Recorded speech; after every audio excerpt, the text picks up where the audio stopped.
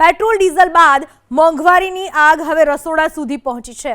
Commercial gas cylinder બાદ હવે 14.2 કિલોના ઘરેલું રાંધણ ગેસના ભાવમાં પણ એક ઝાટકે 29 રૂપિયાનો વધારો થયો।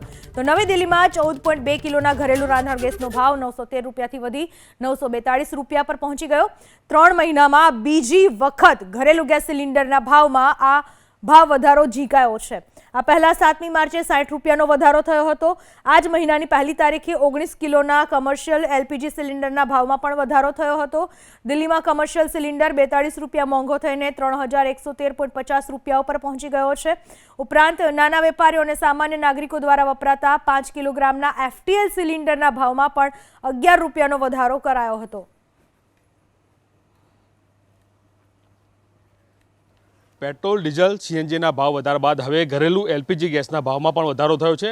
આજની જ્યારે વાત કરીએ ત્યારે 29 રૂપિયાનો વધારો થયો છે ને તેને લઈને હવે મધ્યમ વર્ગ પર સીધી આની અસર જોવા મળશે। ત્યારે જોઈ શકાય છે કે કેટલાક મહિલાઓ આ મુદ્દે વાત કરવા માટે આપણી સાથે જ આપણે તેમની સાથે વાત કરીશું। બેન, સૌથી પહેલાં તમારું નામ અને એલપીજીમાં 29 રૂપિયાનો વધારો થયો છે, કેટલો ફરક પડશે? મારું નામ દર્શના પટેલ। આજે સામાન્ય માણસ છું, પરાણે પૂરું કરવામાં આવે છે અને બાટલાના આટલા બધા ભાવ વધે તો બધી ઘરની મહિલાઓ કેવી રીતે ઘરનું પૂરું કરી શકે?